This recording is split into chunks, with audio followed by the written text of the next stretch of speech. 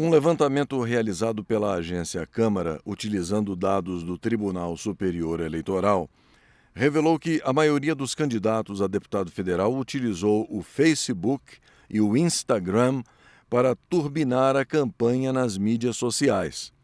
Dos mais de 10 mil candidatos inscritos no TSE, mais de 5 mil possuem contas no Facebook. Pouco mais de 4.900 utilizam o Instagram. O Twitter, YouTube e TikTok também são plataformas usadas pelos candidatos. Hoje em dia, as mídias sociais, todas as plataformas, elas são formas de contato mais imediato, em tempo real com os parlamentares. Então, essa aproximação você consegue fazer sem a mediação de jornalistas, de radialistas, de comunicadores em geral. Muitas vezes, o próprio parlamentar é que posta, acessa, responde ao cidadão.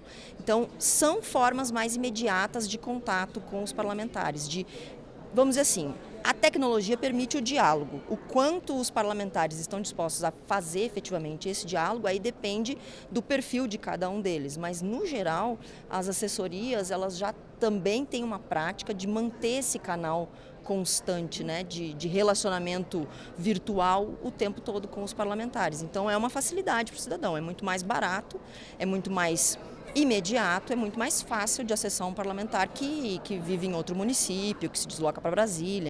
O levantamento da agência Câmara também detectou desigualdades no acesso dos candidatos às mídias sociais.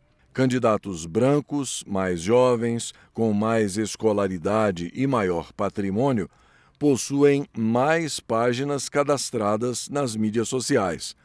Com exceção do Instagram, todas as outras plataformas possuem mais contas masculinas do que femininas.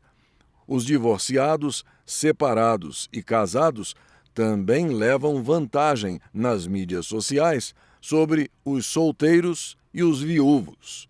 Ainda assim, essas novidades tecnológicas não parecem ter alterado a forma de atuação parlamentar.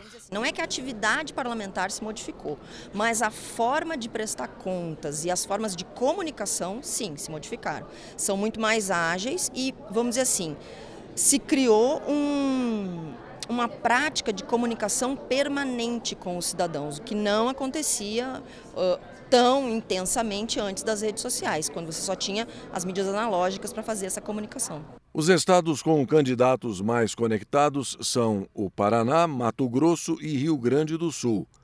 Sergipe, Alagoas e Bahia, por outro lado, são os que possuem menos contas de candidatos nas plataformas. O admirável mundo novo da informatização ainda traz consigo vários desafios para os políticos e para os cidadãos. Os desafios são variados. Para os parlamentares, tem um desafio de estrutura, quer dizer, eles têm que ter equipes capazes de gerenciar esses conteúdos, a criação desses conteúdos e monitorar o que está sendo dito sobre eles nas mídias. Agora, do ponto de vista do cidadão, o problema das mídias sociais é que elas são imediatas e às vezes muito parciais. Então, elas ajudam nessa construção desse cenário de polarização. Agora, os prejuízos se dão na medida em que esse uso das mídias sociais também não é controlado nem pelos parlamentares nem pelos cidadãos. Quer dizer, são plataformas que funcionam por meio de algoritmos sobre os quais a gente tem muito pouco conhecimento. A gente não sabe exatamente quais são os critérios que colocam os conteúdos em primeiro lugar nessas plataformas. E isso pode sim ser usado com diferentes intenções políticas, até mesmo pelas empresas de mídias sociais. Então, essa falta de clareza desses critérios de organização da informação dentro das plataformas de mídias sociais pode prejudicar a compreensão e o diálogo entre representantes e representados.